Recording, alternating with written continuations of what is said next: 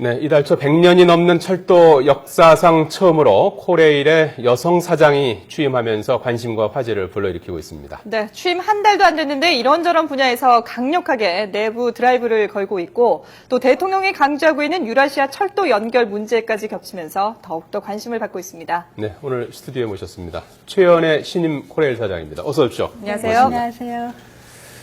자, 취임하신 게 10월 2일에 하셨더군요. 네. 그러니까 이제 뭐 한 달도 이제 채 안 되셨습니다. 네, 그렇습니다. 코레일 114년 네. 역사상 첫 여성 이제 수장이 되셨는데 어떻습니까? 한 달 정도 이렇게 가까이 지내보시니까 어려운 점은 없듯한가요? 네, 하여튼 무엇보다 이렇게 유구한 전통과 역사를 가진 우리 대한민국 최고의 공기업을 이끌게 돼서 네. 개인적으로는 너무나 그 영광이고요. 예. 이제 다른 한편으로 이런 현안과 이런 게 많아서 무한한 책임감으로 또 어깨가 무겁습니다. 그러나 네. 하여튼 슬기롭게 헤쳐나갈 수 있도록 최선을 다하고 있습니다. 아, 그러시군요. 네. 겉으로 보기에는 좀 가녀려 보이시고 아주 좀 존중하신 것 같은데 내부적으로 이렇게 드라이브 거시는 거 보면은 상당하거든요. 뭐 사고가 나면 곧바로 직위 해제를 하겠다라는 데 네. 이렇게 좀 강력한 조치를 취하고 계시는데 네. 어떻게 이렇게 추진을 하게 되신 건가요?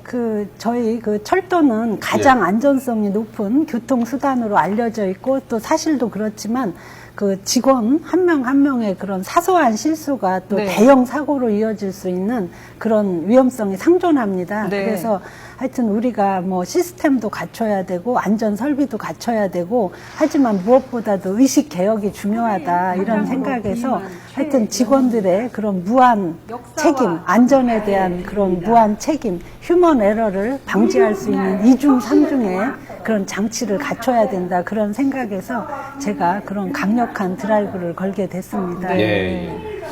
안전에 관한 한 뭐 계시는 동안 좀 믿어도 되겠습니까? 최선을 다하고 있습니다. 예, 안전하건 이제 그 예. 가장 이제 중요하게 이제 네, 생각하시는 저는 걸로 안전 이제 부분에 있어서만큼은 예. 뭐 0.01%의 실수도 용납할 수 없다. 예.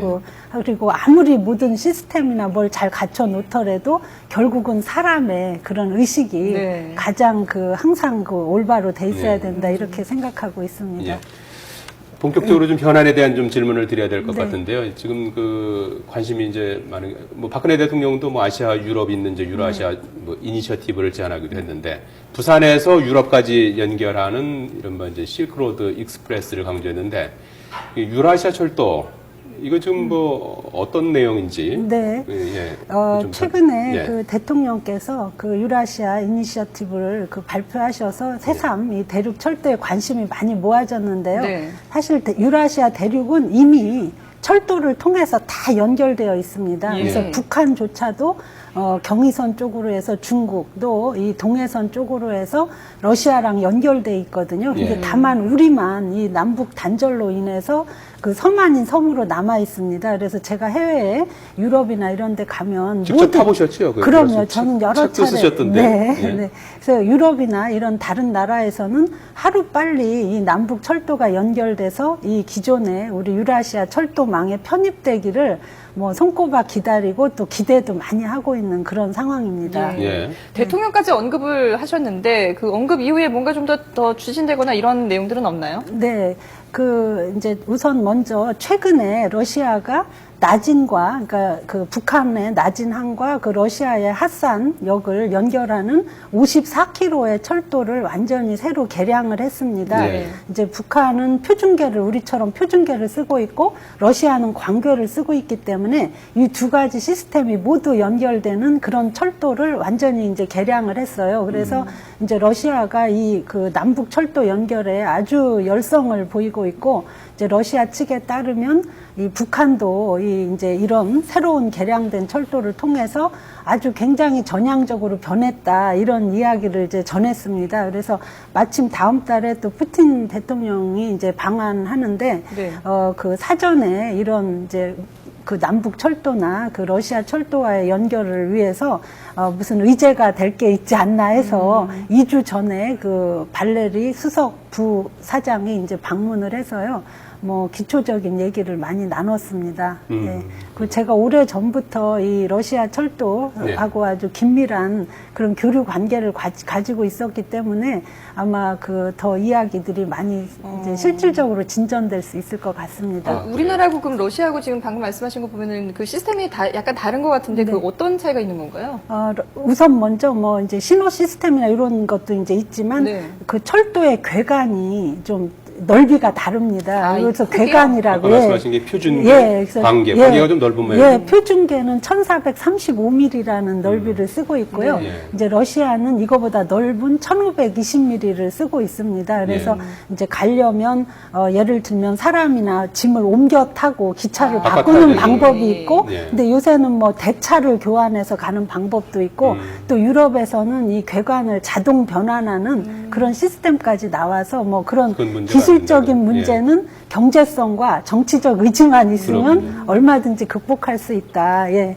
제일 중요한 게 뭐 제가 봐도 이제 철도 연결의 관건은 역시 북한 아니겠습니까? 네. 북한이 좀 열어줘야 뭐 갈 거 아니겠습니까? 네, 그래서 그 문제는 어떻게 지금 그래서 보시나요? 뭐 과거에도 우리가 그 남북 정상회담 통해서 그 경협 3대 경협 사업으로 이 남북 철도 경의선과 동해선 구간 끊어진 구간을 연결하는 사업도 했는데 네. 하여튼 북한이 그런 신뢰를 잘 지키지 못해서 우리 국민들께서도 아마 많은 그 실망도 하셨고 또 회의도 있을 겁니다. 그래서 저희도 이 결국 북한 문제가 관건인데 뭐 최근에 이 나진 핫산 이것의 그 개량을 통해서 이제 러시아 측이 뭐 아주 몹시 그 열성을 보이고 있고 또 네. 중국도 이제 경의선 쪽에서 실제로 그 압록강 철교를 통해서 서로 이 왕래가 기차 왕래가 많거든요. 네. 그래서 아마 이 중국과 러시아라는 거대한 이런 그 주변국들이 이 문제에 이런 열성을 가진다면 북한을 설득하는 데 있어서 상당히 도움이 될 것이다. 이렇게 이제 보고 있고, 이제 좀 전에 말씀드린 것처럼 하여튼 러시아 측에 따르면 뭐 북한이 상당히 전향적으로 바뀌었다 해서 2주 전에 손님이 오셨다고 그러죠. 네. 그런 얘기 하던가요? 네, 그런 얘기를 하면서 이제 저보고 뭐 빨리 좀 같이 일을 많이 좀 진행시키자 이런 제안을 해와서 하여튼 저도 적극 이제 뭐 우리 국토부나 외교부 뭐 통일부 또는 이제 민주평통 자문회 이런 데서 이런 일들을 많이 다루더라고요. 네. 그래서 이런 이제 부처하고 협의를 해서 그런 이제 뭐 남북러 철도 정상회담을 한다든지 하는 방안들을 이제 필요하다면 도움이 될 것 같이 판단이 되면 북한 철도가 지금 뭐 좀 노후화돼 있다고 안 그러나요? 예, 다 바꿔야 되는 거 아닌가요? 예, 북한 철도가 뭐 제대로 가려면 60km 이상 뭐 속도를 내지 못한다 이런 특히 얘기도 이제 그러던데. 그 경의선 쪽은 그나마 조금 난데 이제 동해선 쪽은 뭐 상당히 그 노후한 것으로 그 알려져 있습니다. 네. 근데 사실 북한에 대해서는 뭐 러시아나 그 중국도 한 5년 전이나 8년 전 이 정도에 한번 이제 짧은 구간을 실사한 거 이외에는 실제로 제대로 조사조차 잘 되고 있지 않아서 저도 이제 이 남북 철도 사업의 기본은 우리가 들어가서 실사 조사를 하는 데서 출발해야 된다.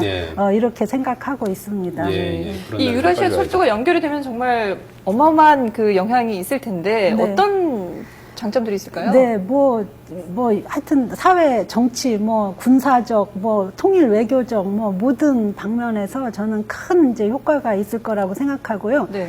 특히 이제 독일 같은 경우 보면 그 분단기 내내 그 서독에서 그 이제 끊어진 철도를 연결을 하고 있었거든요. 네. 7군데, 뭐 도로는 8군데 이렇게 연결을 해서 사실은 이런 그 교통로의 연결이 그 민족의 동질성을 유지해서 그 통일을 촉진시키는데 굉장한 역할을 했다. 통일되기 전에 도로 예, 철도가 7, 8군데가 뚫려 다 있었군요. 연결을 해 있었습니다. 왜냐하면 서독은 이제 특수하게 그 서베를린이 동독의 한가운데 있다 보니까 서베를린을 연결한다는 그런 명분 하에 이런 걸 유지한 것이 결국은 굉장히 그 통일에 도움이 됐다. 이런 이제 판단도 있고요. 특히 경제적인 측면에서 그 실질적으로 엄청난 경제적 효과가 있다. 그래서 그 2000년에 저희가 그런 그 이제 남북 철도 연결 사업을 추진할 때 건교부 자료에 따르면 뭐 남한이 한 1,000억 원, 뭐 북한이 1,500억 원 이상의 그런 매년 그런 뭐 수익이 날 수 있다 이런 얘기도 했고요. 네. 하여튼 뭐 시간도 절약할 수 있고 해상으로 가는 것보다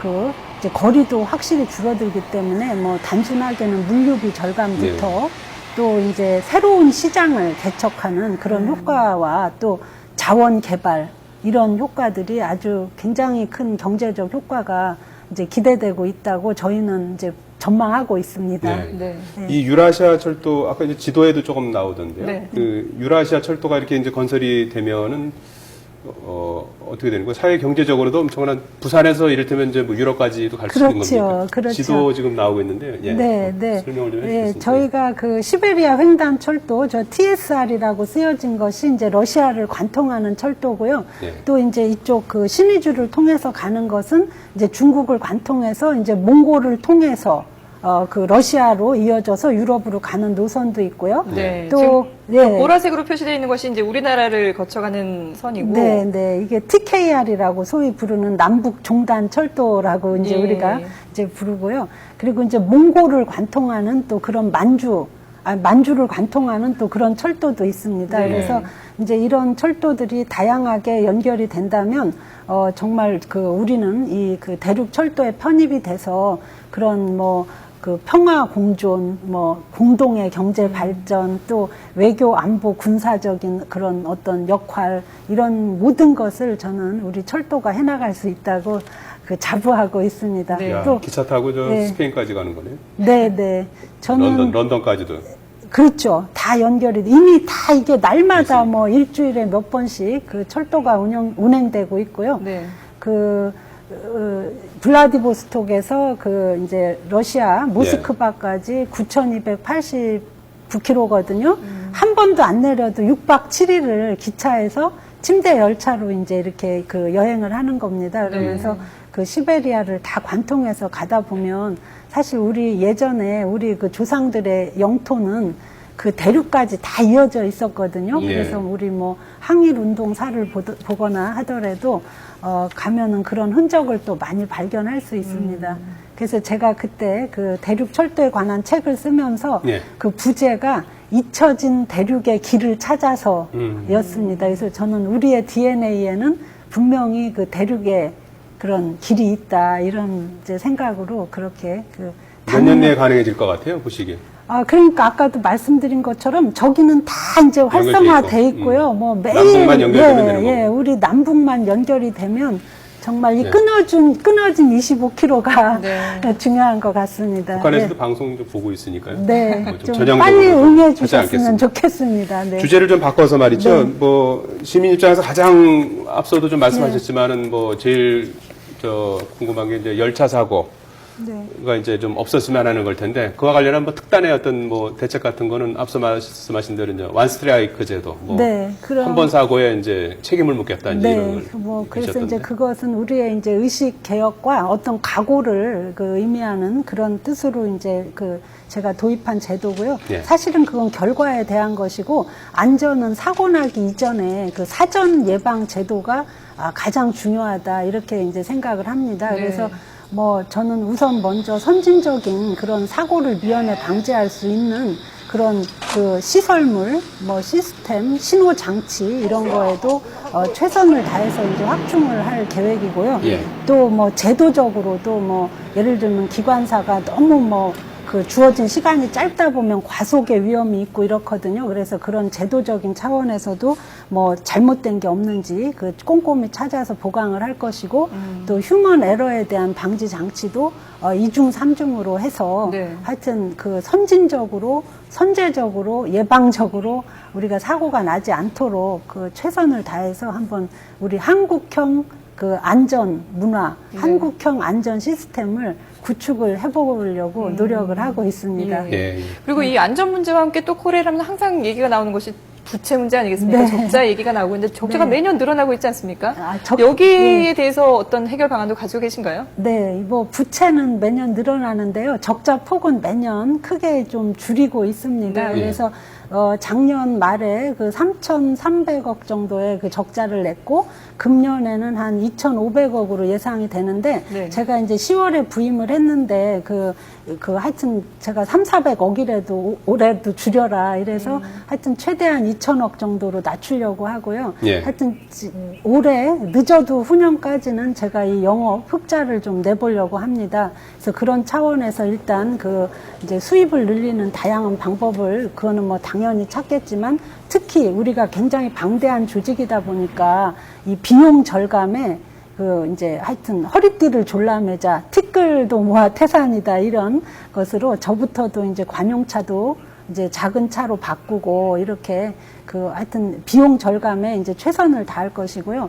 이제 특히 이제 부채나 자산 관리는 이런 이제 저희가 뭐 여러 가지 고속철도 건설 비용이나 뭐 이런 거를 이제 차량도 구입해야 되고 이런 부채들을 이제 자연히 질 수밖에 없는 그런 구조가 있습니다. 근데 네. 지금은 용산 문제 뭐 이런 걸로 부채가 좀 과다하게 이제 돼 있어서 그 자산과 부채를 제가 그 총 점검을 다시 해서 이 구조를 재점검하는 이제 그런 지금 작업을 하고 있습니다. 그래서 이걸 통해서 이제 내년부터는 1년에 그 최소한 3천억 내지 5천억 규모의 부채 규모 자체를 줄여나가는 이런 그 노력을 지금 하려고 준비하고 있습니다. 예. 네.